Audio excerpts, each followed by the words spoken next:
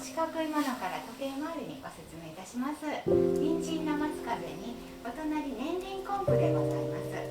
そして四角い白いものは長芋でございまして、間に挟んでおりますのは水煎じのりといいまして、海のりではなく顔ののりを挟んでおります。そして茶色いものは大徳寺府生麩を素揚げしましたものに抹茶の寒天寄せみょうがでございます。そしてこちら二見高野豆腐でございまして、間にはよもぎとお豆腐を挟んでおります。続いてお茄子の田楽、湯葉、そしてうなぎのかば焼きもどきでございます。うなぎもどきはお豆腐と山芋でお作りしております。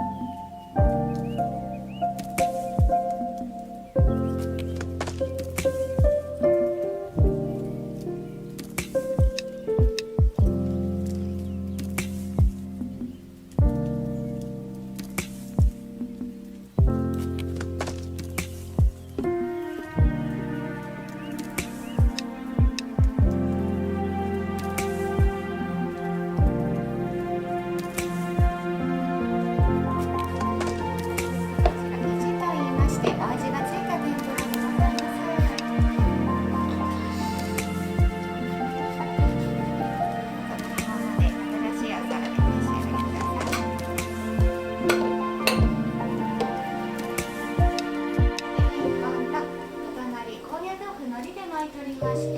真ん中赤色のものは枠組みに立ててるんですが、近江の赤こんにゃくでございます。そしてお花の形しておりますのはくずそうめんでございまして、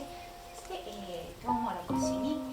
餃子なんですが、中にはただいまじゃがいもと青のりが入っております。そしてお隣はごぼう、いんげん豆、人参を大葉で巻きましたものに、真ん中の、丸いものですね、さつまいもの玄米粉揚げにはじかみ生姜を添えてあります。